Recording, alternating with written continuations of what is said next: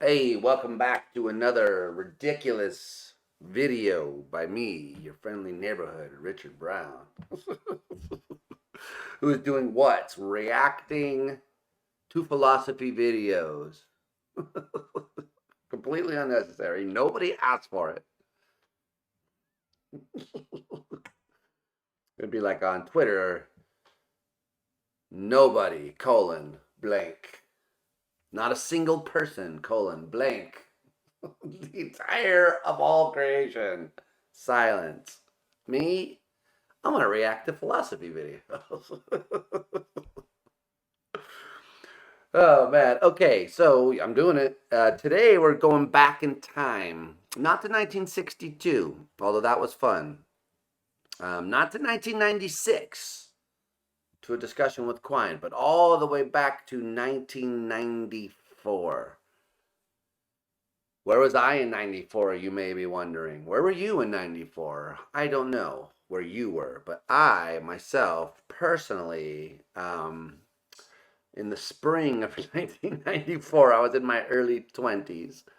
Uh, I had been out of a group home for, a few years, living on my own, working. At that time, I was working at a preschool, believe it or not, doing custodial work, janitorial work. I would clean up the preschool at night, set it up for their use in the morning. Ridiculous job. I found out that I could go to college.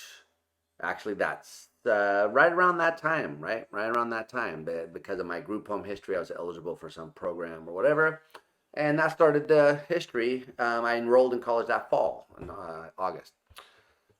That's neither here nor there. The point is, wow, thinking about 1994, that was a long time ago. So, but today we're going to not talk about me, but instead David Chalmers, who in 1994 was delivering a talk at the Tucson conference. Clearly, I had no knowledge of that. My idea of consciousness studies at that point in time would be, doing hallucinogens or something. So I didn't know about this at all, but recently I discovered that they put a video of this presentation of David Chalmers' his presentation up online. I've never seen it, so we're going to watch it today. I invite you to watch it with me. Now, of course, we all know about this presentation if you work on consciousness, like if you're cool. This is the presentation that launched the hard problem. He put something, and I've talked to Dave about this. Not specifically about it, but I heard him talk about it. And he said, this presentation created a reaction like nothing else he's written or presented ever since has. The way he presented it, it caught people's attention and it galvanized a certain kind of crystallized a certain nagging problem that people had sort of felt about what was happening. Or see, that's the story that we're told. And people have talked about it, right? He's been reported as, prancing around like Mick Jagger. I think that's the way Stuart Hammerhoff has described this. So there's a lot of mythology around this, and of course that David Chalmers' doctoral dissertation, which he did with Hofstadter, um, went on to become his book, The Conscious Mind in Search of a Fundamental Theory. And then of course he's done tons of, everyone knows. Right, okay, so, but today we're going back in time to that fateful day in 1994, I'm assuming in April. I think I looked it up actually, was it April 6th or something, so we missed the actual doing it of the day on, but still, we can go back in time and relive that classic epic moment in Tucson. Oh, I should have checked the audio. How is the audio? I have no idea. The last audio, by the way, the last audio was bad. I understand that. And there's something weird about OBS with my microphone here. It's got a buzzing every time I talk. It doesn't happen on when I record on other programs, so specifically OBS. It didn't used to be there. If anyone knows, I'm on a Mac. If anyone knows about OBS, what the hell I'm doing wrong, fucking shit. Okay, cool. So wow, check this out. 1994. Yep. All right. So this is the old Tucson Convention Center here.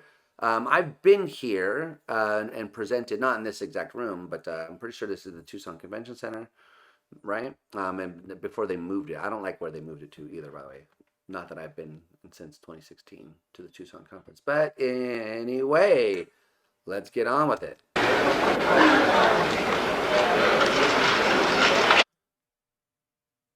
is it working? Nope,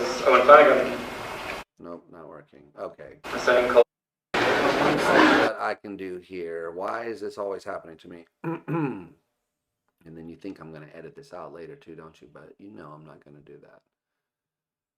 All right, so if I did that, what would happen? Then this would, okay, so then it would work.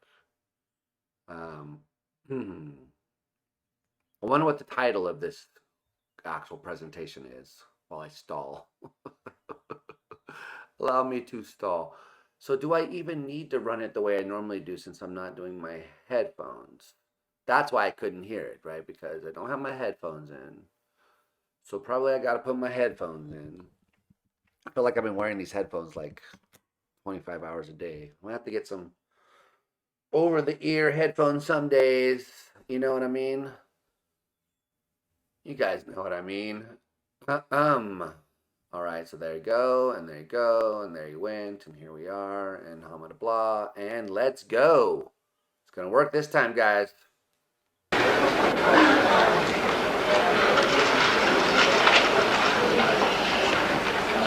Okay. All right, there he is, the man himself. Well, he's young there, long hair. He's growing his hair back currently. That hair is very famous. Okay, classic. What was that? I've angered the panpsychism gods.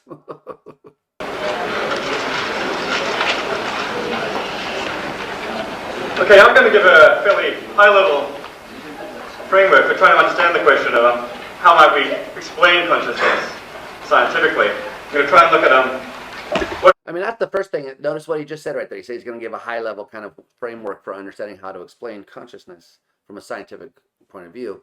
That's one thing that I will notice, that even I, in my early thinking about these stuff, was a trap that I fell into. A lot of times what people will say is that, oh, Chalmers thinks you can't understand consciousness scientifically. Of course, that's not what he says. What he says is you can't understand it from the point of view of physicalistic science or, natural science as we typically think of it from the physical point of view. But he certainly thinks there could be a science of consciousness. You just need to include as a fundamental thing in it this consciousness stuff. But certainly he thinks you could do science. That's an interesting point. Interesting related to this discussion between Feigl and Feyerabend that I was listening to recently, which is what made me think of doing this. All right, let's get back to it though. So back to the high level. I'm going to give a fairly high-level framework for trying to understand the question of how might we explain consciousness scientifically. I'm going to try and look at what are the easy problems of consciousness and what are the hard problems. What kind of explanation? Bam. So that was 23 seconds into his presentation, and he already, wait, hold on. Is this really? It's really. This is the overhead. 94. Of course, I wasn't using PowerPoint 94. Why am I laughing at him? I didn't even know. Did I even own a computer in 1994?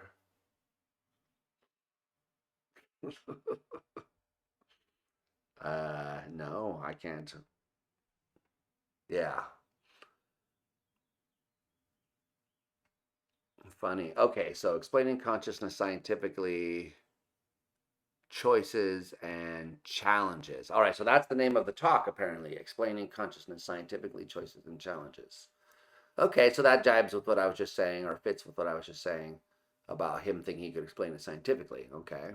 Explain consciousness scientifically. I'm going to try and look at what are the easy problems of consciousness and what are the hard problems. Okay, that's where I meant to stop. Because already he's introduced this famous distinction between the easy problems and the hard problems of consciousness. So in the first 20 seconds of the video, or of his presentation, he's already introduced that way of thinking. Interesting. Of course, as we all know, I mean, probably if you're watching this video, you know the way this is going to go. The easy problems are the ones that we can understand in terms of function, right? The concepts themselves seem connected to the concept of function or structure, whereas the consciousness bit seems not connected to structure or function. Now, of course, notice that the Feyerabend stuff we were talking about, that was kind of one of his complaints. That's interesting because I was just watching that video, editing and putting it up and all that stuff recently. So that was one of his complaints, was that you strip this concept down to such a such a thin or bare notion that you can't connect it to any of these other things, and that's so maybe someone like Feyerabend's going to say, well, that's what makes the problem seem hard because you've artificially set it up that way. So I'm not saying what. I don't want to give a rebuttal to Chalmers in this. Let's just try to make it through. I just want to see the original president. I can't help myself. Shut the fuck up. Okay, I'm gonna shut up. For trying to understand the question of how might we explain consciousness scientifically, I'm going to try and look at what are the easy problems of consciousness and what are the hard problems. What kind of explanation doesn't work in explaining consciousness? What kind of explanation might work? I'm going to try. I mean, I had professors use this kind of thing when I was in grad school, and that was like in 2003. So people still use this well past 94. So Framework for philosophy, neuroscience, psychology, Washington University. Okay, so this is then obviously if he's there, right? He must be doing his postdoc there. And so this is after he's Dr. Chalmers. So he must have defended. I wonder if the book had come out. No, the book came out, what, 95, 96? Okay, so this is really the first presentation to the general populace of these ideas, which have had a big impact on philosophy. Pretty cool. All right. I wonder what people thought about at the time. I wonder if they have questions at the end. They got to be, right? 26 minutes. It's got to be the question and answer session. Understanding what's going to be going on in some of the later papers in this conference and what kind of things they might and might not be achieving. And towards the end, I might outline my own preferred approach to giving a kind of a scientific theory of consciousness. So if we can move on to the next slide. Oh, these are prepared. Okay. There's slides. I don't understand. I thought this was an overhead where you wrote it on this kind of projector thing and put on the screen. So what is happening here? I don't know. This technology is like 94, man. Holy shit. Yeah, I was working at that preschool. I think I had a Volkswagen Baja Bug at that time that I had traded. I had another car, a Chevy Nova, that I traded some guy for this blue Baja Bug that for some reason I really liked. That was 94. That was what I was doing that while he was doing this. Holy shit. Okay. Yeah, snap out of it. It's too ridiculous. Towards the end, I might outline my own preferred approach to giving a kind of a scientific theory of consciousness. So if we can move on to the next slide. The term consciousness is very ambiguous, as everybody knows. Ooh, he has quotes there, but he did the air quotes first, so that's nice. So he says, the hard problem underlined hard. Consciousness experience, what it's like. The easy problems, yeah, okay, reporting, categorizing. Okay, so he's just setting it up right now. It means a whole lot of things. It refers to a whole lot of phenomena. Some of those phenomena are really quite easy to explain relatively. Some of them are quite hard. So to move straight to the center of the problem, I think by far the hardest and most interesting problem of consciousness is the problem of experience, right? What, in a sense, why it is that some physical systems are systems that are subjects of experience, that have what Tom Nagel calls something that is like to be that system. For instance, why is it that, for instance, we have experience, visual experience or auditory experiences, the quality of red, which I've been referring to, the sensation of middle C, mental images, or the qualitative aspect of emotion. How is it that any physical system could be a subject of experience in this sense? This is what some philosophers call qualia, and some, as Owen Flanagan is saying, call phenomenology or phenomenal consciousness. Okay, so there we have all our usual suspects: qualia, phenomenal consciousness, phenomenology. So these all pick out experience, and I agree with this way of setting it up, right? I do think that the science of consciousness is trying to explain phenomenal consciousness or experience in this way. And I do think that we want to understand why there are points of view, why systems have experience, why you could certainly, the question of, doesn't it seem like you could build or have systems that do all sorts of interesting things but don't experience anything? Like, isn't that possible? So then what's the good of experience? What's it for? So that's, to me, an important, interesting question. Of course, I don't agree with the implications that he's going to draw from this, since I know the punchline of where he's going. But still, I think the way he's setting up the problem is the right way to think about it. At least at this stage. So let me clarify that. I think that as we move a little bit further into this, I'm going to be disagreeing a little bit. But let's get back to it. Just ambiguate this, I'll call this a problem of conscious experience. Now, to contrast with these, you can move up, make it a little bit. There's a whole lot of a whole lot of different senses of consciousness, in which consciousness is a... Right, okay, so those are all the easy problems. Reportability, introspective access, deliberative control of behavior, self-concept, knowledge of the world, awake versus asleep. So those are the easy problems in the sense that we understand what an answer to the question would look like, right? So that's, I think, where he's going to go with this. So as I think, well, let's see. Let's hear how he... Yes, okay. In many ways, a much easier problem. The term consciousness or conscious is sometimes used for states that are reportable, for our ability to report certain mental states, or to have introspective access to certain facts about us. We have mechanisms that can access internal mental states and report them. We can control our behavior in deliberate ways. We have a certain concept of the self. We have access to facts about the world and knowledge of the world. This is sometimes the term consciousness is used in that very broad sense. Sometimes the term consciousness is used for the distinction between just being awake and being asleep. Now, there's not really an issue about whether these things can be explained scientifically. If this is what the term consciousness was being used to refer to, it just wouldn't really be much of a problem. I mean, these are hard.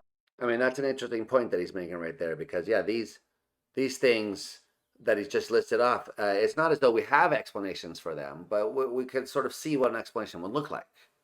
And if that were if that's what the science of consciousness was about, was explaining those things, then you would wonder why there's so much, what the problem is, that why is there a question about whether it can be explained scientifically, because those things don't, while we don't have the answer yet, no, it doesn't seem as though someone's going, yeah, well, you can never have the answer, right? It's just a matter of doing the work. So that's what he's calling the easy problems.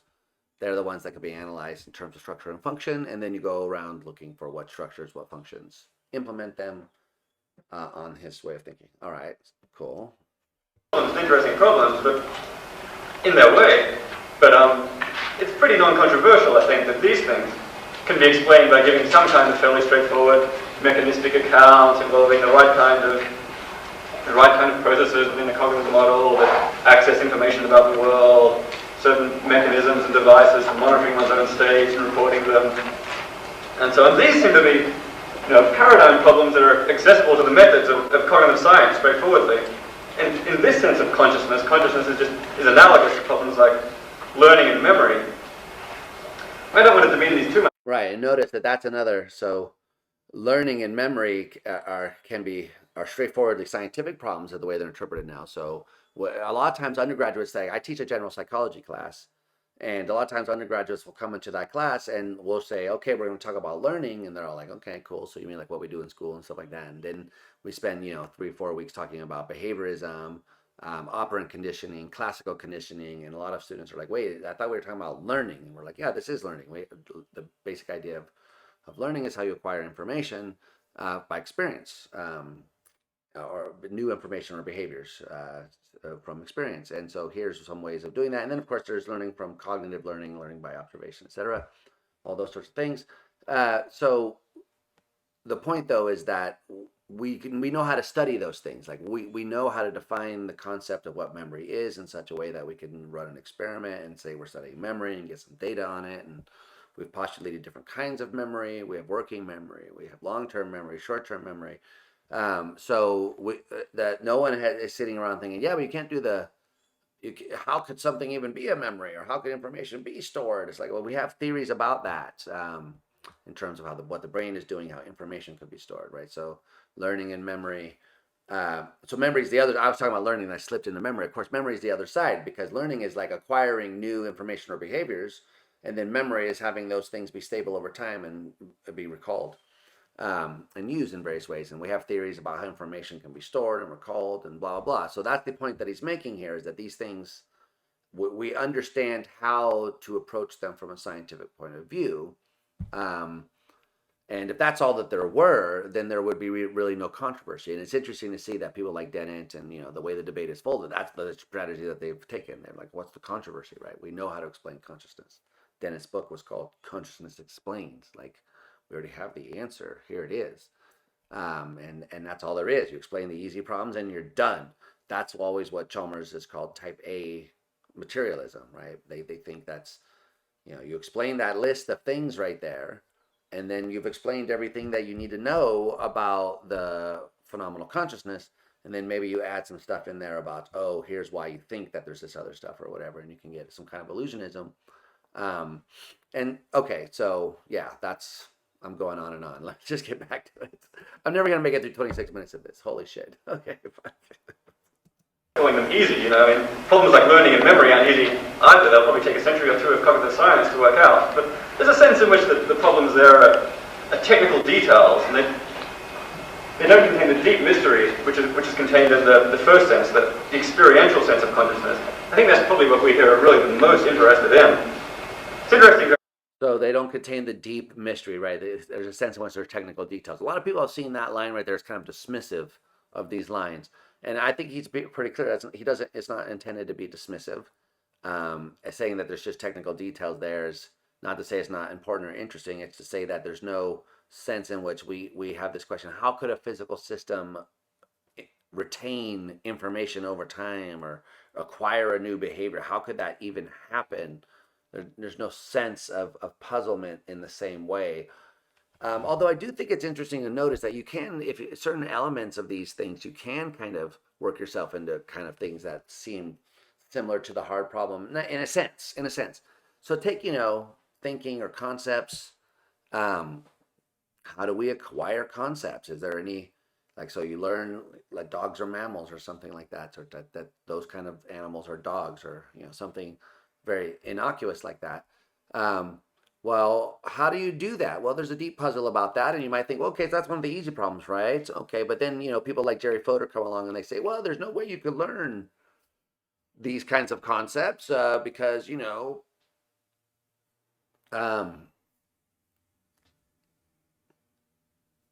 learn the concept, you already have to have the concept. The oversimplification of Fodor's point, but in order for me to learn that such and such is a dog, I need to be able to keep track of it as a dog already, or something like that. So is that a deep and puzzling fact? I don't know. People think you can get around it. Fodor thought it was a deep and puzzling fact. I don't know.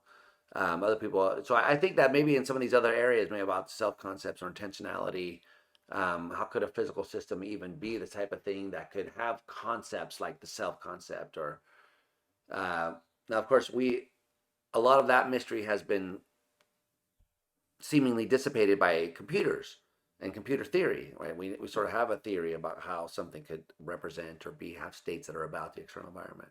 What exactly the right answer is isn't settled, and there's a big debate about intentionality still in philosophy, but I think the general idea is that there's a sense in which you can make sense of it, or maybe ultimately connect it back to the other stuff, phenomenal consciousness, which is one of the other strands here. So, okay. I see where he's going, and this is a traditional way of studying the problem. It's interesting how much of the same presentation is already there right at the very beginning. We look sometimes at what both philosophers and scientists do when they're talking about consciousness or writing a paper on consciousness. They'll start their paper by talking about the mysteries of consciousness in the first sense, and what is it like? How can we have a theory of this? Then they go on to outline their theory of consciousness in the second half of the paper.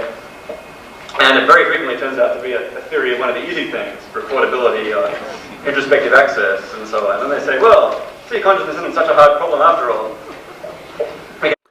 So that's his classic line right there, is that people start off, or they, in the 90s, that was his classic line. People start off saying, consciousness, a mystery, ancient history, mystery since all time, blah, blah, blah. This is the dawn of time. People have wondered, your standard kind of opening. And they say, but science can make some progress on this. And then, but they go on to give you a theory of how we report or say that we see something, or how what kind of mechanisms can access, connected to reportability. And so what he's saying is, and there, I sort of get the feeling, right, that yeah, you go back and read some of these early papers from the 90s, like Crick and Koch and various other papers where they're giving you their theories of consciousness, and it's just like, okay, they're like, yeah, consciousness, and then suddenly it's all details about the thalamus and its connection to the cortex. You're like, okay, but where's the consciousness? So there's a part of me here that sort of agrees with part of the critique, because I do think that if you're trying to give a theory of consciousness at the level of the brain, you're doing it at the wrong level. Consciousness is a psychological level property. We want a theory of it at that level. And you don't want to just say, oh, it's something that we can't theorize about. We want to be able to try to explain it. Anyway, okay, yeah, I'm going to be doing this all day, folks, kind of going off on tangents. I just wanted to watch the presentation. Let's start it all this. Theory, I think you have to watch out for this kind of bait and switch. Next slide. The reason I think why these easy problems are now notice though that you don't want to. I sympathize with this way of setting up to some degree, but you don't want to go all the way to where you fall into the firebrand trap, where you say phenomenal consciousness is that which can't ever be explained, and then people come and try to explain it, and you're like, oh, but you didn't explain it because the phenomenal consciousness can't be explained, so either you must be getting rid of it or something. You don't want to define it so that any attempts to try to answer this challenge ultimately is an illusionist attempt or something. There's got to be, I mean, maybe there doesn't have to be. Assuming there's got to be some way that a physicalist can answer this challenge. Now maybe that's the type B move is the most satisfying one that he thinks. I like the type C move myself, but okay, that's neither here nor there. Let's go. Bait and switch. Next slide. The reason I think why these easy. I just accused someone of doing that. I noticed recently. Okay, so copying the language. Next slide. The reason I think why these easy problems are easy is precisely because they concern the explanation of certain of our abilities or capacities or functions, functionally definable capacities. And for this kind of problem, all we need to explain them is to outline a kind of mechanism that will perform the function in question, such a mechanism that leads to verbal reports, a mechanism for accessing certain internal contents and reporting them in behavior, a mechanism for discriminating information about the world, and so on. Now, in fact, I think if you look throughout science, and particularly throughout productive explanation of higher level phenomena in science in terms of low level phenomena, we see that most explanation is like this. If you move it up some. Further? Maybe further. Easy when, for instance, when people. So notice what he's saying right there is why the easy problems are easy is because we can see that they're functionally defined as having a capacity or disposition or something that if there were a mechanism that could do that thing that you're talking about, then you would count as having explained it and you would understand it. So that's fairly straightforward, right? Okay. Explain genes in terms of DNA. What's given, right, is a mechanism. An explanation of a mechanism by which hereditary characteristics and hereditary information can be transmitted from one generation to another. And that's basically the problem of explaining genes. It's a problem of explaining how that function, the transmission of hereditary information, can be performed. Explain the performance of that function, and you've explained what there is to explain about genes. There's no further question. I think the same goes for problems in cognitive science, such as learning and memory. So yeah, notice what he says. So explaining genes in terms of DNA, you need to find the mechanism that explains how heritable characteristics are transmitted. DNA does that. Okay. And I think even the same thing can be said about life, right? I think there's a point that he makes as well, Dave Chalmers. So even there, if you do think that life is one of these things that eventually we have come to understand physicalistically, but started off as not. We're like, how do you do that? But there, the pessimism was about finding something mechanical, mechanistically or physical that could do those kinds of functions, like reproduction and self-sustaining metabolism, etc. But now I think we have a theory about how that's done. So I think there is still a case where the pessimism wasn't about how do we understand this thing generally. It was like, okay, we have an understanding of what the thing would be, like these functions or capacities that living things have. Something to be alive would have those things, but nothing physical or mechanical could do that. So we postulate vital source, elan vital. But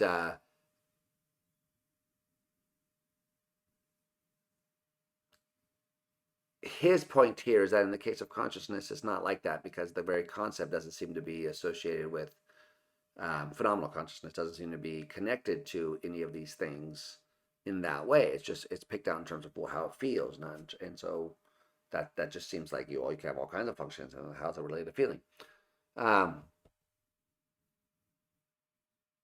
Yeah, okay, I could be here all day, folks, since I love this stuff, but let's try to make it through the actual presentation. Further question. I think the same goes for problems in cognitive science, such as learning and memory. To explain learning, what you need to do is explain sort of how there are certain mechanisms that lead to increases in improvements in adaptive behavior in response to various novel environmental situations that improve our ability to deal with those situations. Explain that mechanism, and you explain learning. Next slide. I think the hard problem, the problem of experience, really is a hard problem, precisely because it's not a problem of explaining functions. It seems to me that you can explain all the cognitive and behavioral functions in the vicinity of consciousness, such as discrimination, categorization, introspection, report, and so on, and it can still remain completely unanswered. Why is the performance of these functions accompanied by experience? Why is the mechanical system that's doing this a subject of experience? Right. So that's the traditional hard problem. So you could give an account of all of that, and then you could still say, yeah, but why is there anything that it's like for there to be something doing those things, right? So you could give an account. Oh well, it's thalamocortical loops from the thalamus to the cortex and back, and the loops, and there's information feedback, recurrent processing, hamada blah, global broadcasting, widespread hamada yamada damana information everywhere, etc. But what does that have to do with consciousness? That's why I think you need to have a theory at the psychological level, because we're talking about consciousness. So we want to deal with things that are recognizably psychological, because that's the level at which the explanation is required. But anyway, okay, so we get the idea, right? We get the point. I had to speed it up. I just can't listen. It's too painful for me. This seems to be a further question and a different. It's painful just because I want to hear what he's saying, and waiting for him to say it is annoying. That's why I prefer reading or listening to these quicker. Anyway. By experience. Why is the mechanical system that's doing this a subject of experience? This seems to be a further question and a different kind of question. The theories of performance of these functions just doesn't come. Right. So the reason why it's seemingly a different kind of question. Duh. Okay. Come on. Hello. The reason why it's seemingly a different kind of question is because the concept of consciousness doesn't seem to be connected to any sort of functional characterizability a priori, or like when now people disagree with this. On Consciousness Live, my discussion series I do around here, I talked to Hedda Hasselmerk, and she thinks, no, this is wrong, right? There is this kind of a priori connection between some sort of function that pain has, being aversive, connection to behavior. But she's still like a panpsychist, so don't get too excited. But nonetheless, people can challenge this point right here that he's making, is what I'm saying. But it is sort of intuitive, you might think, Certainly, Feigl and Feyerabend seem to have this view that in so far as the consciousness itself is concerned, the experience that you have. Oh yeah. Sorry. I just got notified that they're sending me demon souls, and I got excited. For PS5. Anyway, okay, back to work here. Serious business. So now, no, I've always agreed with this point, though. On the surface, because I think that this is just an epistemic point. This is why I'm not an illusionist. I think the points that he's making here is that, yeah, consciousness does seem to have these properties. That's the problem. My problem with all these kinds of arguments is, yeah, you move from something seemingly being the case to something metaphysically being the case, like dualism being true or physicalism being false. But just because it seems to me that consciousness has these properties doesn't mean that I'm accurate. Now, notice that's a kind of weak illusionism on my view. I think there are some. So I think everyone has to be a weak illusionist, but strong illusionism is the only way to make that view interesting, in my opinion. Okay, so anyway, but you get to the point here. He's saying it seems intuitive that, if you think about the color, the experience of seeing red just doesn't connect to what behavior is it connected to? How does, like, intrinsically, could you have that why, if when you have this kind of processing, would red be the result as opposed to blue or green or nothing, right? I think that's the real hard problem. Of course, you try to answer it at the level of neuroscience, you're going to get the wrong answer. It's going to look confusing. You need to go up a level. But all right, back to the work here. But the usual methods of cognitive science, computational modeling, neuroscience, and so on just don't seem to suffice for answering this question. Incidentally, I'm not denying here that I'm not really addressing the question that Owen Flanagan raised, whether in fact consciousness has or performs a function. Maybe it does. The point I'm making is a slightly different and subtler one, which is to explain consciousness, it's not sufficient simply to explain those functions. Okay, so that is an important point that he made there. He's not talking about the function of consciousness or explaining like what consciousness is good for, what function that it has. Because you could give an account about the function of consciousness and still not have answered the hard problem question that he's raising here, which is how are physical systems such that they could have conscious experience at all, given that the way we understand physical systems is as doing all this function stuff, computation, structure, forces, interacting, blah, blah, hamada. It just seems like consciousness is of a different, it's not involved with that stuff. You could be wrong about that. That's my view, that we probably are. But I can make sense of it seeming that way, because I do think of a time where I was like, if you just think about the experience itself, it could be connected to any sort of behavior. Right?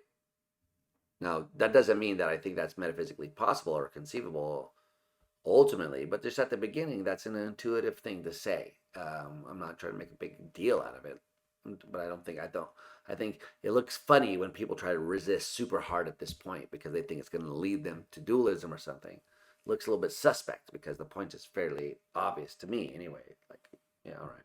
But it doesn't lead to dualism. I like identity theory, mind-brain identity theory. I don't think this has any conflict with that, personally. Why the performance of those functions is accompanied by experience. So to illustrate this, we'll just look very briefly at a couple of examples of theories of consciousness in the literature. There's the Crick and Koch theory of consciousness, or proto-theory, that invokes certain neuronal oscillations in the cortex in the 40 to 70 hertz. Yeah, so I agree with this in a different way completely. So saying that there are neurons firing in synchrony in this way is, to me, it seems to be very explanatory, useful for our theory of the brain, sure. And certainly, I also think it's true that it helps explains binding of information, because that's a problem that goes back to, in philosophy a while back. But in neurological terms, you hear the part of the brain that's processing sound is over here, the part of the brain that's processing vision is back here, et cetera, et cetera, et cetera. So how do you experience the world as this unified whole? Well, binding probably plays some role in that. How does, you bind the shape and the color of the thing you see so that you get a shape with a color? Since we can see cases where those come apart, this kind of oscillating, firing, and synchrony thing may be an explanation of that, but that could all happen unconsciously. I think it does in the human's case happen unconsciously. So it doesn't explain why those contests are experienced, right? This explains how you generate neural representations, how you implement, representations in the neural level. So I agree with him. But again, so I think it's complicated with me because I think I agree with a lot of the points that he's making, but I just disagree with the overall lesson that he draws from the points that he's making. But I think the points he's making are important. Anyway, let's get back to it. And so just this as the substrate for consciousness and the key of understanding perhaps as a key of understanding consciousness. If you look at this kind of theory in detail, I think what you see is, and what this kind of theory might explain, well, it seems to be a theory that might be well suited to explaining certain things like the binding of certain informational contents, the way certain contents can be brought together for use in the generation of behavior. What's not addressed anywhere, it seems, in this framework is why these contents, in fact, are experienced. And why should these 40 Hz oscillations in the visual cortex be the kind of thing that should give rise to, say, the visual experience as opposed to just a visual? So that's the famous explanatory gap. And introduced by Joe Levine, which preceded the hard problem. But the explanatory gap is, just as it says, a gap in explanation. And Levine himself was a physicalist when he introduced this. And the hard problem itself, notice it's the focus on explanation. Like, how do we give an explanation of consciousness, of why this physical system has conscious experience, and in particular, this kind of conscious experience as opposed to any other kind? Right, so that's what that's all explanatory stuff.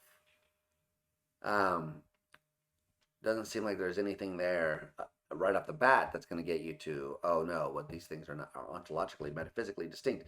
But notice the explanatory case, there does seem to be something there that is different, you would think, at first blush, from the DNA gene case.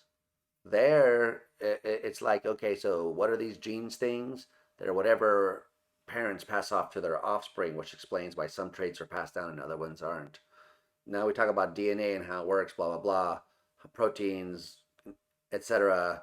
And then we go, okay, so now we can see how things could be passed from parents to their offspring. Now we understand the thing that we were talking about, because now we see the mechanism that carries out the thing that we were talking about, heritability.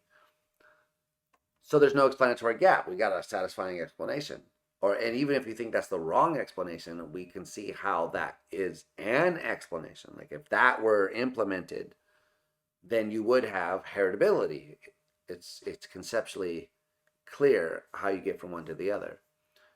It doesn't seem that way in the case of the brain and the experience of pain or red or whatever, because someone says, here's the experience of red, and you point to some activity in the visual cortex. The neurons are firing in a certain pattern. You say, that's great, but why does that give rise to red? And they say, well, here's this pattern, it's red, and here's this other pattern, it's blue. And you say, oh, why is this one red and why is that one blue? Why is it anything? Why isn't, and here's another pattern, but this one, there's nothing that it's like to be in. Here's these patterns.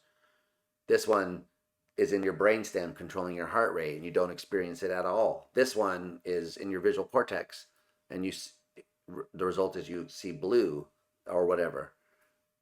Why?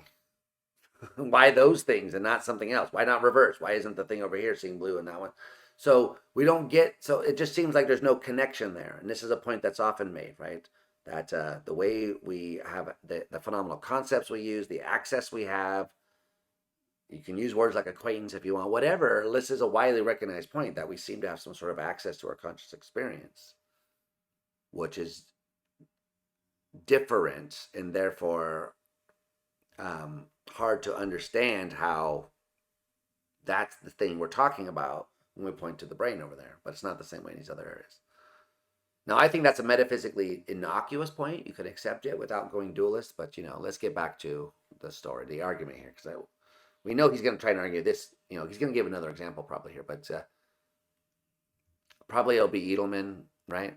Is that the other example? I forget. From the information processing. It strikes me that that's not addressed anywhere in their framework. And I think actually, I don't think Crichton-Cox claim to be giving an explanation of experience, just of some of the processing mechanisms. But when we ask the question of, well, why does this give rise to experience, there seems to be what some philosophers have called an explanatory gap. The explanation goes so far, it goes as far as an explanation of some of the mechanisms, some of the functions, some of the behaviors, and then it stops. The question about experience is a further unanswered question. We can contrast this with examples like the DNA gene case, where there doesn't seem to be an explanatory gap. In those cases, we explain the relevant functions, and we've done all the explanatory work we need. That's what makes the problem of consciousness hard. Another example, briefly, is the example of Bernard Barr's called the Workspace theory of consciousness, which Goldman just talked about. If you look at what this theory might explain, it's a great, very interesting potential theory of how it is that certain information contents are brought together into a... Yeah, so Barr's Workspace theory explains cognitive access to information its use in the control of behavior. Oh, there's an and symbol there. Okay, so it explains both those things, but does not explain why this information is experienced. Now, of course, one thing you can say is, yeah, that's not what it's there to do. It's there to give it to tell us what consciousness is, not to help us understand what this link is.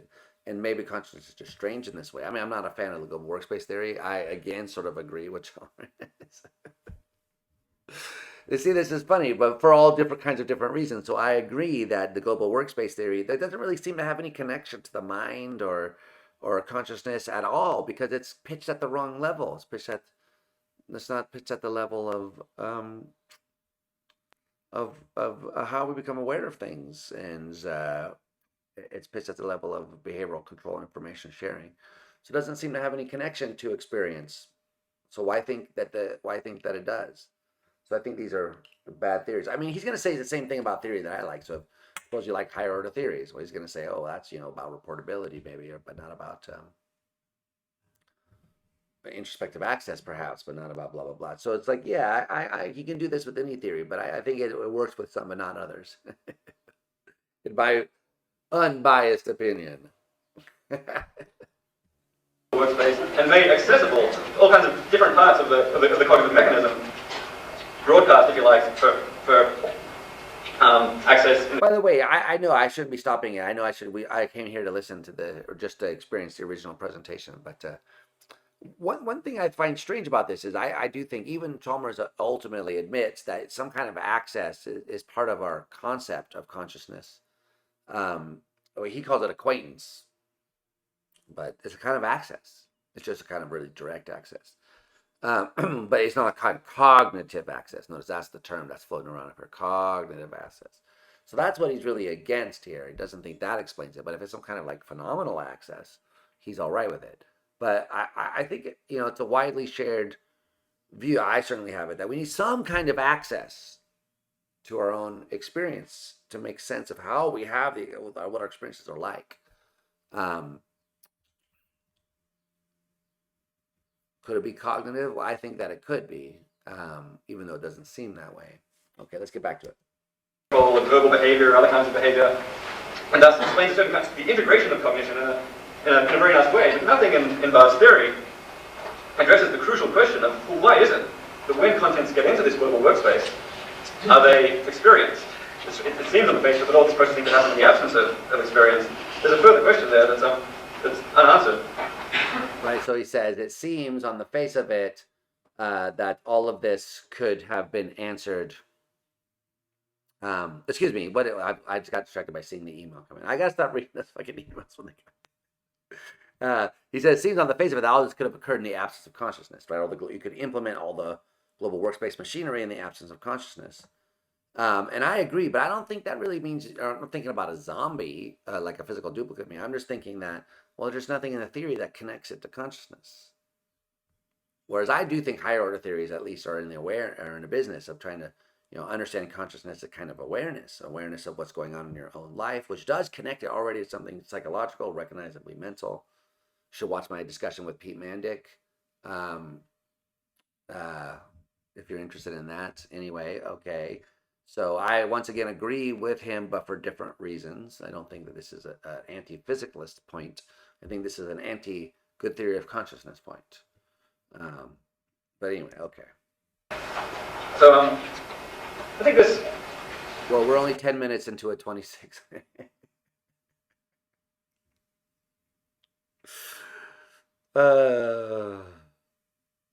Yeah.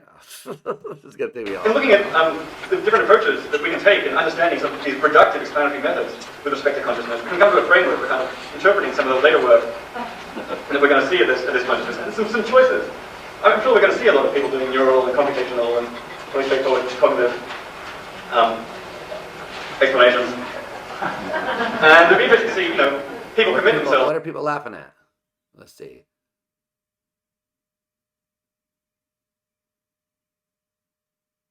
I can't explain something else, for example, the easy problem, and leave experience for another day.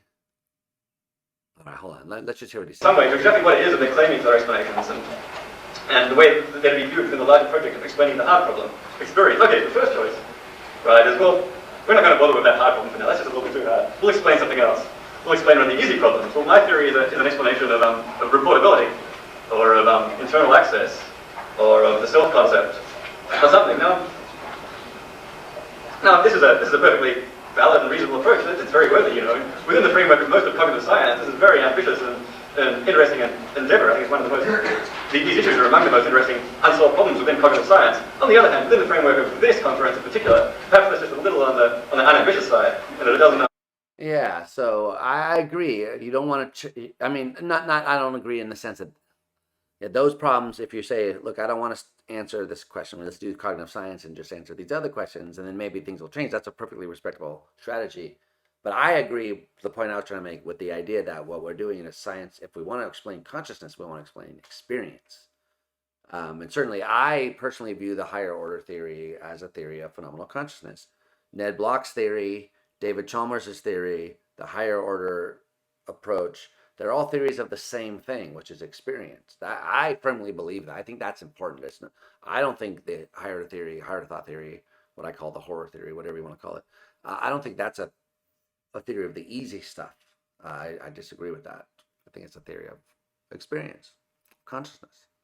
Okay, let's go. Address the question which we're really interested in, which is the question of how is it that a physical subject could be a subject of experience. I actually suspect that probably more than half the papers at this conference are going to fall within this category. So this isn't to demean this project at all. It's an interesting project, but it may explain why it is that at the end of some of these sessions there was a people are laughing because he's basically saying half the conference is not going to be about consciousness. And the conference is called Towards the Science of Consciousness.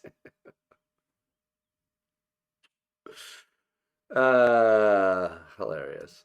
Question, yeah, but what about consciousness? It may explain why it is that at the end of some of these sessions there was a nagging question, yeah, but what about consciousness? So that explains why at the end of some of these sessions at the conference, you're thinking to yourself, yeah, but what about consciousness? Even though you're allegedly just heard a talk on consciousness. I've certainly caught myself thinking that too. And I'm not a dualist, right? But of course, I guess I used to be a dualist, right? For full disclosure, when I was an undergraduate, I thought I was a dualist. Yeah, so probably at the time that he was giving this talk, I was thinking of myself as a dualist, if I had explicitly thought about it. Interesting. Not anymore, though. Because I did thought about it. I thought about it because I did think about it.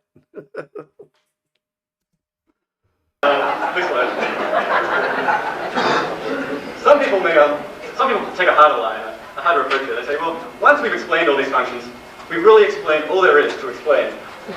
And someone like Dan Dennett takes a line more or less like this. No, we give a theory that can explain discrimination and reportability and so on. Dennett's, if you look actually at the bulk of Dennett's book, the key part of Dennett's book is really an explanation of our verbal report mechanisms, how it is that they can report certain aspects of our internal states. And then at the end of the day, say, well, we've explained everything. Well, what is this residue you're talking about? Yeah, in my view, Dennett's view is like a version of global workspace theory, but with some extra Dennett spice added in about, his stances, intentional stuff, blah, blah, blah, how it gets implemented in the brain, blah, blah, blah. But the basic idea is that there's this, global workspace. So, and that explains how you can have reportability. And in fact, in Dennett's early models, it was very clear. It's like there's a reportability, there's a little box where the things get sent, and then that's connected to the speech mechanism. And so it's all very much aimed at like how a verbal report can be explained. And in fact, we know how this went. That's what Dennett says. That's what a science of consciousness is. It's just explaining reports that people are going to make. At least that's the way I interpret him. I don't think he's really interested in consciousness. I've tried to get him to come talk to me on Consciousness Live, him being Dennett, and he said maybe in the next year. He said that twice in different years. So we'll see. Who knows? I mean, I would love to talk to him, but we have such different views. Maybe he doesn't want to talk because he doesn't think I'll be like sympathetic. I don't know. I certainly think he's interesting and worth talking to, but he's probably got better things to do. I'm always surprised about who was going to talk to me. By the way, like I got Noam Chomsky. That says more about Noam Chomsky than it says about me that he agreed to talk to me, though. He's really nice and generous with his time. Anyway, zip it, the lip it, back to the philosophy. Invariance, nonsense. And how it is that they can report certain aspects of our internal states. And then at the end of the day, say, well, we've explained everything. What is this this residue you're talking about, this experience nonsense? And the trouble with this is it does seem to just be a kind of a sort of scientific, solution by leisure domain. It's Wait, enough. what did he say? Solution by what? Hold on. So yeah, that's right. What is this experience nonsense? We've explained it all. I agree with this a critique as well. Obviously, as I've been saying, right? If you're a physicalist, that just seems like the wrong strategy. Like, what are you doing, dude? Experience is obvious. We want to explain that. We don't want to explain something else and pretend like we explained. Maybe we can't give an explanation of it, in which case we should honestly face it and either be like Ned Block and say explanation is not necessary, brute identities, or maybe explanation is, and then you want to be a dualist of some sort. But follow the argument, man. Don't just like make up some shit. Anyway. Residue you're talking about, this experience nonsense. And the trouble with this is it does seem to just be a kind of a sort of scientific, solution by leisure domain. Solution by, dang, I forgot what I was trying to do. What is this residue you're talking about, this experience nonsense? And the trouble with this is it does seem to just be a kind of a sort of scientific, solution by leisure domain. It denies one of the key explananda, in fact, perhaps the very key explananda, the very central explananda in a theory of consciousness. It denies what perhaps the most central and manifest aspect of our mental lives, and for that reason it's implausible and unsatisfactory, or at least without extraordinarily good arguments that lead. Say it again for the people in the back. In a theory of consciousness. It denies what perhaps the most central and manifest aspect of our mental lives, and for that reason it's implausible and unsatisfactory, or at least without extraordinarily good arguments that lead us to suppose that this thing consciousness is an unreferring term, something that's analogous to phlogiston. In the absence of those arguments, and this strategy just falls a long way short of any kind of satisfactory theory. Now, to be fair, Dennett does give some. Now, hold on. So, yeah, he's going to be fair to Dennett, but I agree, right? So, this is they had this exchange, like facing up to the problem of consciousness. Dennett responds facing backwards on the problem of consciousness. So, they just have different views about the problem. But I agree with Chalmers here. Experience is the central data point we have. It's the data points, datum point. Are you really supposed to say datum point? Or is data point okay because it's a point out of many data? I don't know.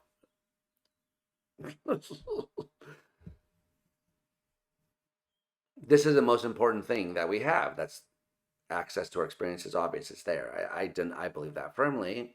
Dennett predicts that I would believe that firmly, but he denies that I have the thing I say I do.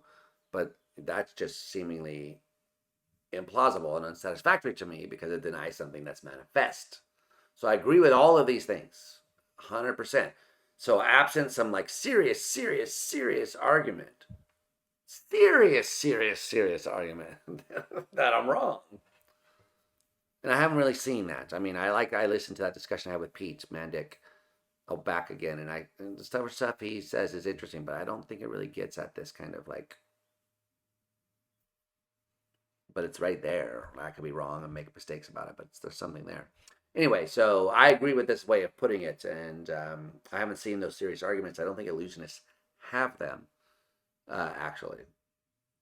And I don't think Dennett's arguments really succeed in undermining this. Anyway, that's my point of view. People probably know that already, or if not, now you do. So there you go. Here we go. Lead us to suppose that this thing consciousness is an unreferring term, something that's analogous to phlogiston. In the absence of those arguments. Phlogiston, of course, that very famous thing that people thought for a brief period of time explained why things burn. They contain something called phlogiston. Now we know that's wrong. We have a different theory of combustion. It's rapid oxidation. But that would be, we would need some really convincing reasons to think that, consciousness was like that. And I don't think the arguments that we currently have on hand really do that like that. Oh, it doesn't cohere with our science. To me, the thing that Chalmers is talking about here, that could be a physical thing. I agree with everything he's saying right here. Experience, it could be physical. That thing, it could be physical.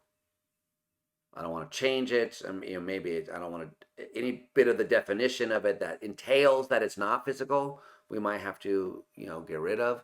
But none of the important bits entail that it's not physical. That's my view. I've never seen a convincing argument against that view. If you have one, or you know of one, point it out to me. Actually, that's a good idea. What's a good video I should watch or a reaction to I could do of an argument against what I just said? That'd be fun. But also, I'd like to read some stuff. So Yeah, interesting. Okay, let's get back to this though. And this strategy just falls a long way short of any kind of satisfactory theory. And to be fair, Dennett does give some arguments in the last part of this book. I think that they can fairly straightforwardly seem to fail, but I don't have time to get into that now, so I'll have to leave that for another day. Okay, so yeah, I agree that those arguments at the end of Consciousness Explained don't work. Okay, good. Let's get back to it. Some other people might take a different version of this line. So we've explained everything there is to explain. We believe in experience and the full thing, and we've explained that too by our reductive theory. Usually, though, these claims are sometimes made, but the relevant step usually looks just a little bit like magic. And suddenly, here's a theory, and it's declared a theory of experience. So if people want to make those claims, it would be interesting to see the very key step. I think that's the important. That's where a lot of the action is going to take place. That point right there, because I'm writing a paper on this actually right now. The exact point. I've written about it on my blog a few times. No one cares. Okay, the point though is that you don't want to define the term so that the hard problem such that any try to attempt to provide a solution from the physicalist point of view looks like magic. Some of them do look like magic, but there's got to be some non-magical version of this. If everyone looks like magic, then there's a problem. That seems to me to be the case anyway. So the question is, what counts as like a magical definition and what doesn't? What counts as a magical solution and what doesn't count as a magical solution? If I take it like Ned Block's solution, that's not magical. You just stipulate brute identities. Now, maybe the magic is that the identities are brute. You could have that debate. That doesn't seem like magic. It seems like maybe you want the world to be a certain way. Maybe it's not that way. I don't know. Who knows? But like if the higher order theory is true, you say we have these higher order states. That's what consciousness is. You say, well, why? It looks like magic. Well, you say, well, but you're representing yourself as being in this state. So why, if it's going to appear to you as though you're, seeing red, so you're going to experience seeing red because that's the way you're describing, you're representing yourself. He says, no, there's more to it than that. Okay, so that's the hard part is like, how do you know who's begging the question here?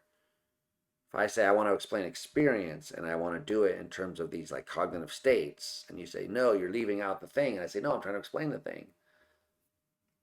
I mean, I think Chalmers himself in his latest metaprom paper kind of wrestles with this at the end, where he's like having this fictional dialogue with the skeptic saying, yeah, okay, so who wins in this dialogue about is not clear. Who's begging the question here is not clear.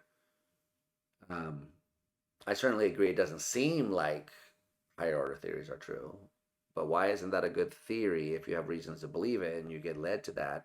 Why couldn't that count as a good theory? And forget about higher order theories, whatever theory. Why couldn't you have good reasons that would lead you to accept that a theory of consciousness is true and that you've explained the thing that we're after? What would be left out? If you just set on something being left out, then it looks suspicious. Okay, anyway, so we all know this stuff, right? Okay, let's get back to it. Specify explicitly. Perhaps the next slide. A third strategy, another entirely reasonable strategy, is to say, well, what I'm doing here isn't addressing the question directly of how it is that the physical system could be a subject of experience. Rather, the claim is, well, we're explaining the substrate experience, the processing substrate experience from which experience arises. Now, this, I think, is a very reasonable strategy. And it does, I think... That's basically a neural correlate strategy, right? So we're not going to be neutral on whatever the ultimate metaphysics about consciousness is, and we're just going to see what states of the brain do you need to have in order for you to have a conscious experience, and then we can do science on that, and then we can all agree we're starting sub-objective, and then leave these questions about the metaphysics of consciousness off to the side. Offer the promise of a significantly rich understanding of consciousness, but it is, of course, seriously incomplete. There's the question, why should this processing substrate be the kind of thing that should give rise to experience? And incidentally, the step is also sometimes unjustified when you look at these accounts. Why is it that the claim that this kind of processing is indeed the substrate of experience often relies on some prior assumptions about the kind of thing that's required for consciousness that are perhaps philosophical or methodological assumptions, or sometimes just intuitive assumptions that aren't as spelled out as well as they could be.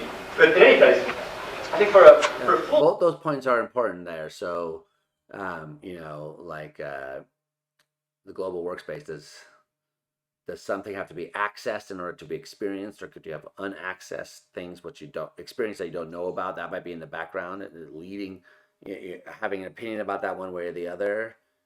maybe leading you in one direction or the other when you're thinking about theories of consciousness. Okay, so I agree with that. But also this up here, I agree with too, right? That this strategy is reasonable, but it's incomplete in the sense that we don't have an explanation. So we want an explanation of why the stuff we're looking at is accompanied by experience. For a full scientific account, notice the full there, we want more. We want to understand why conscious experience is associated with these states and not those states. We want a theory that says, aha, you would get this as the answer, right? So I sort of agree with that. Now, can we get it? I don't know. It's complicated, but I don't want to define it, so we can't do it. But let's unjustified. When you look at these accounts, why is it that this kind of the claim that this kind of processing is indeed the substrate of experience often relies on some prior assumptions about the kind of thing that's required for consciousness that are perhaps philosophical or methodological assumptions or sometimes just intuitive assumptions that aren't as spelled out as well as they could be.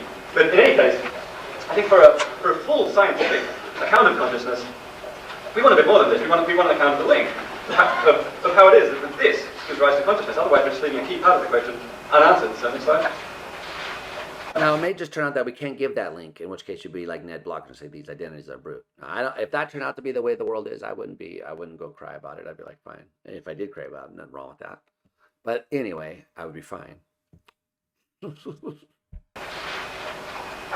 so the moral is, you can't explain conscious experience on the cheap. There's some things in life that you can't explain on the cheap. It seems there's a real sense in which you can explain, say, biology or genetics or life even on the cheap. Notice that's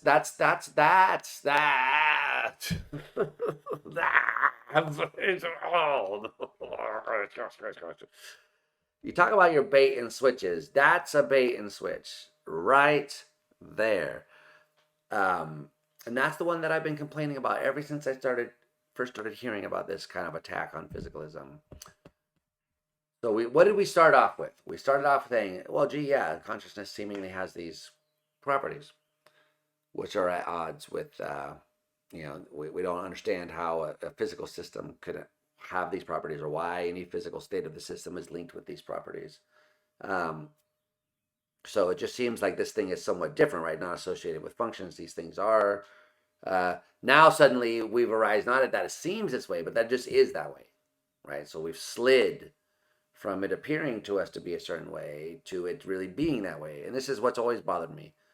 It seems like zombies are conceivable to me, so physicalism is false, not it seems to me that it's false. Okay, so that's always been something that bothers me about this way that he presents this argument. It just did it right there, right in the very first presentation.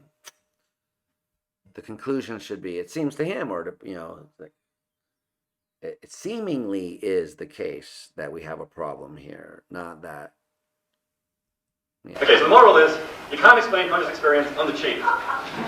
There's some things in life that you can't explain on the cheap.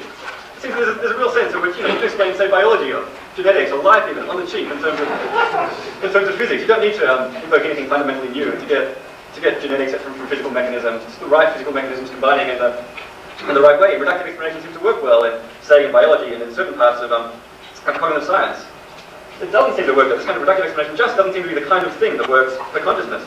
It would be great if it did. It would be wonderful. It would make... He almost said it the right way. It doesn't seem to be the kind of thing that works here, but maybe it is. We have to give it a shot, and then maybe it'll work nonetheless. But instead, what he says, no, it just won't. It can't work because these things are different. Not they seem different. Not concepts of them are different.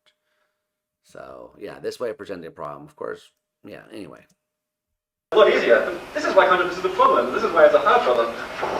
So this is why it seems like a hard problem. I just don't think it does work. Now, some people at this stage want to say, well, let's just give up. Consciousness is too hard. Perhaps it's not even an appropriate subject matter for science. We're going to remain mystified by it forever. We should just accept it. I think this is just gratuitously pessimistic. Just because a problem isn't easy doesn't mean it's unsolvable. I think it does mean we have to broaden our vision of what works. I think consciousness is certainly a part of nature. It's a perfectly reasonable natural phenomenon, and it ought to be governed by natural law. So, the same as right, so that's Chalmers' naturalism, which distinguishes his view from certain other kinds of dualism. So it's part of the natural world, so therefore should be governed by natural laws. Like in my discussion that I had with Bernardo Kastrup and Philip Goff, this idea about these laws that people like Goff and Chalmers postulate came up. And Bernardo was saying it's unreasonable and we don't have any reason to believe them. But I think this is really the core of the reason to believe, if you like this way of thinking, that there are these kinds of laws that govern the way that consciousness works, because if it's a natural phenomenon, the world as we understand is law governed. So natural phenomena seem to be governed by laws. Consciousness, if it's a natural phenomenon, should be governed by laws. Seems to be a reasonable conclusion. If you think that it's not exactly a physical thing, you still think there could be psychophysical laws that connect it to the physical world that's making it natural. So the naturalistic part of Chalmers's view is that there are law-like connections between the phenomenal and the physical, right? And as he's going to, I think the way he speculates here is that it has to do with information, this dual aspect idea about information, which is his in the 96 book or whatever. You have to broaden our vision of what works. I think consciousness is certainly a part of nature. It's a perfectly reasonable natural phenomenon, and it ought to be governed by natural law. So, in the same way that everything in the universe is. So we just need to broaden our vision of explanation and look for a new, broader kind of explanation. So, right, so that's the thing I was saying at the beginning. He's not against the science of consciousness. He thinks that we need to broaden our notion of what science is to admit these fundamental facts about consciousness as an ontologically distinct category, and then to try to figure out what the laws are that connect the physical computational state to the consciousness states. And then you're still doing science, but it's an expanded notion that goes beyond what we typically think of as physical science currently. But it's still science, right? So he's not anti-science of consciousness. He just thinks that the current way we think about science needs to be expanded. What we really need in that theory is an extra ingredient over and above these purely reductive, process-oriented components. So this is what amounts to a challenge to those who really are claiming to give a serious theory of conscious experience at this conference. Well, what is your extra ingredient? And how is it that this extra ingredient is going to be the kind of thing that should explain consciousness? I mean, there are all kinds of extra ingredients out there that people are likely to appeal to. I'm sure there are people who are going to want to invoke, say, dynamical systems or chaos or non-computational processes, or particularly speaking new developments in neuroscience. The question is always going to be... Those are all properties at the wrong level. Yeah, I mean, look, if someone like Bloch is right, then consciousness is a physical property of the brain. What? I don't know, calcium? Like, can we understand why that? I'm joking about the calcium thing, but if it were, could we understand why that's connected to blue in the way it is? No, Bloch says that's not how you get to identities. So, but part of me sympathetic with the Bloch way of doing things. But if you like this way of doing things, then there is a challenge. Like, what explains consciousness? Notice the illusionists are going to say there is no extra ingredient. It just seems like there is one to you because of your the way you misrepresent things introspectively. Whereas, I tend to sort of agree with that. It seems like maybe there's an extra ingredient, but only because of the way we access our conscious experience. Like, we have this immediate access to it that seemingly is distinct from other physical systems. So we start thinking about it as this distinct thing. And maybe Chalmers is doing what Firebrand was told him not to, moving from a position of seeing a physical thing unclearly to seeing a non-physical thing clearly. Yeah, but that way of putting it, what is your extra ingredient? Well, I don't think you need an extra ingredient, but I still think that it would be nice if you could understand how to solve the hard problem. But then the type C person is going to say the extra ingredient, if there is one, that's going to help us understand these things, is yet to come. And I think that's a good, respectable answer to say too. All right, let's get through this. Because he's got to be done here. There's got to be at least 5 minutes of questions, right? I wonder who's going to ask a question. These things, wonderful as they are, they just seem to give you new and more interesting explanations of processes and of functions and of how these functions might be performed. For all of these things, the question, why should that kind of dynamic or non-computational process give rise to experience, arises just as strongly as it did in the original case, say, of computation. Some people want to invoke quantum mechanics, but even there it seems that the processes, the same question arises. Why should this kind of quantum process, non-local as it might be, non-algorithmic as it might be, why should that be the kind of thing that should give rise to and explain experience? The explanatory gap seems to arise as strongly as ever. So, okay, next slide. My strategy is to to take seriously the idea that the study of consciousness in some ways is going to be more like the study of physics. It's going to be more like physics than biology, in that it invokes a fundamental part of nature. Sometimes in science, usually in physics. Yeah, so some people don't like this comparison with physics to, because but you get the idea that he's making here, because in physics you had to postulate, like, I think fields are a good example, right? But what does he say down here? Physics invokes space-time, mass, energy, charge, etc. as fundamental, and then explains other things in terms of those. So he thinks that's the way that you got to do consciousness science, add consciousness in as a fundamental thing, and then use that to explain other things, rather than try to explain consciousness in terms of these more fundamental things. You do have to take certain things as fundamental and not to be explained reductively in terms of more basic things. Physics, for instance, invokes space-time, mass, energy, and charge, and so it's fundamental. And then gives a theory of these things by giving an explanation of relations between various kinds of fundamental entities in terms of fundamental laws, and brings everything else out as a consequence. So the idea is that for consciousness, maybe you can go on to the next slide. For consciousness, we're going to have to invoke something else fundamental to see what's really going on with consciousness. Perhaps not invoke consciousness itself as fundamental, but invoke something new, some kind of proto-phenomenology, if you like, which is something over and above physics, and which will then explain consciousness. I think one way to see why this might be necessary is it seems that everything in physics is compatible with the absence of consciousness. We can imagine, metaphorically, we can imagine God. Notice he says, it seems everything in physics is compatible with the absence of consciousness. That's the zombie premise.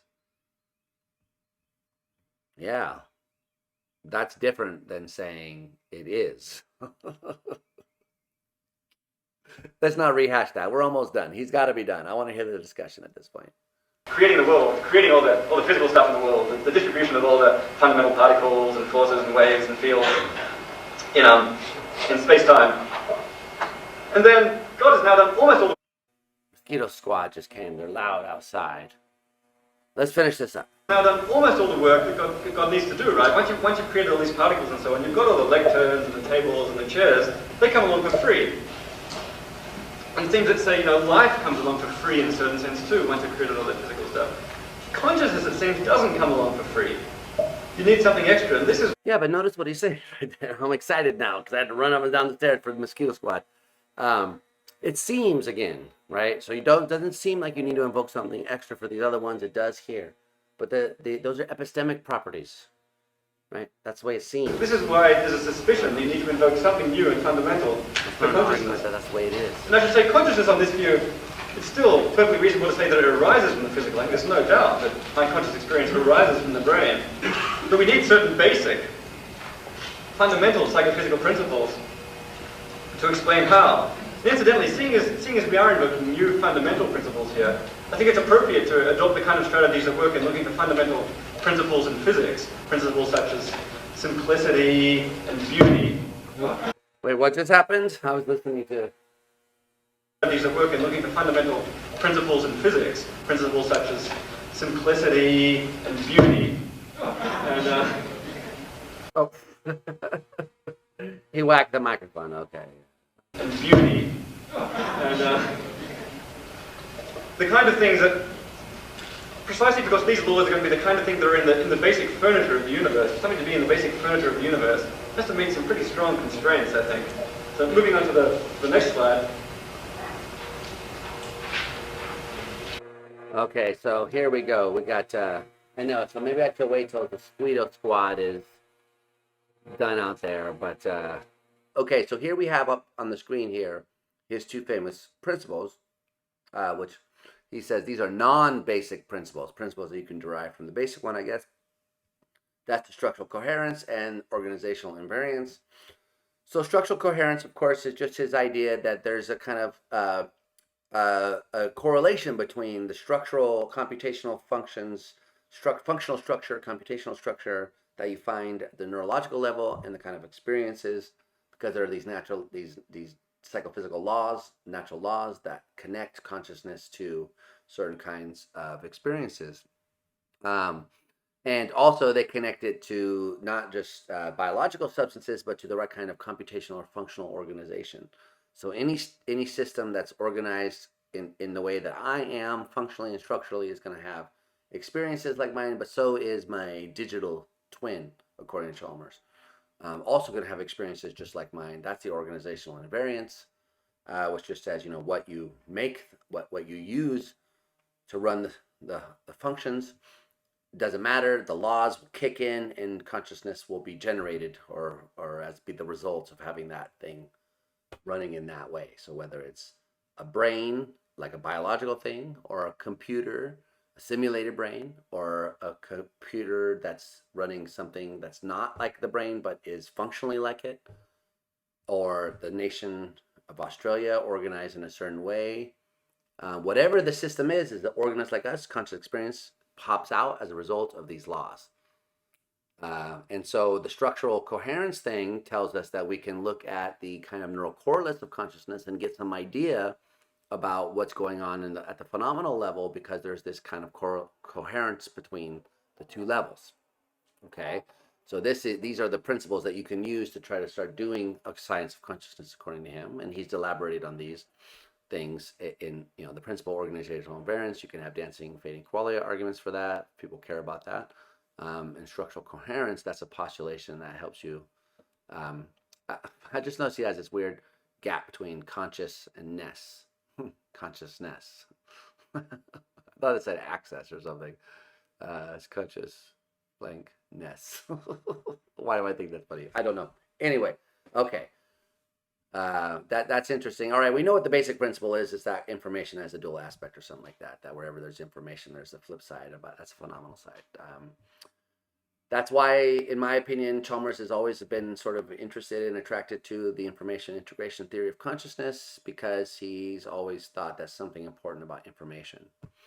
And of course, now he has a book that's coming out. It's called Reality Plus, all about philosophy viewed through the lens of VR and stuff like that. It's a great book. I recommend it, but still fleshing out this idea that information is important. So that's a kind of driving idea that's got a lot of Chalmers' work, actually, which is cool and interesting. All right, so let's get to the discussion here. We're almost done.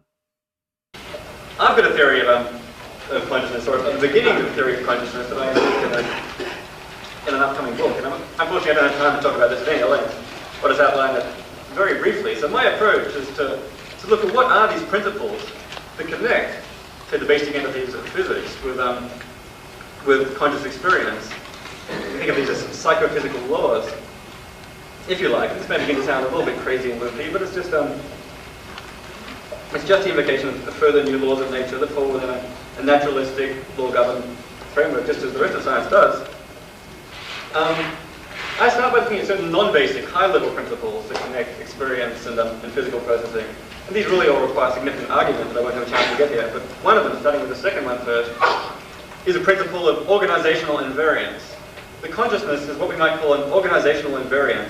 Systems that share the same causal organization will have the same properties of conscious experience. So if the causal organization of my brain is duplicated, say in a silicon medium or in some other medium, then there's good reason to believe that will share exactly the same properties of conscious experience if the organization is right. Now that really takes some argument to establish, and some people dispute it, but I think there's good reason to believe that's true. A second, more detailed, non-basic principle is a principle of structural coherence between the contents of consciousness and what I call the contents of awareness, where awareness is understood in a more processing-oriented, mechanistic sense. It does seem striking that if we examine the structure of my consciousness, the structure of my visual field, there's various distinctions that are made between colors, between objects in my visual field, and so on. All those distinctions, those structural distinctions, are mirrored in my processing. The kind of discriminations that my perceptual system makes, those distinctions are mirrored in distinctions within my consciousness. So I think there's reason to postulate an above and across the board principle of structural coherence between the structure of processing and the structure of experience. And once we've got these two non-basic principles into place, these already give us a kind of a broadened understanding of consciousness. What we really want, though, for a fundamental theory, is a theory of the fundamental laws by which these non-basic principles can arise. These two principles, which I see have disappeared, they're a little bit too high level to be part of the basic furniture of the world, I guess. Yeah, he said they're too high level to be counted as the basic furniture of the world. So these principles are talking about consciousness and structure and organization and whether you're made of silicon. So that's very high level stuff. It's not fundamental. Silicon's not fundamental to the universe. So we need something more fundamental. That's where this information having two sides bit is coming in.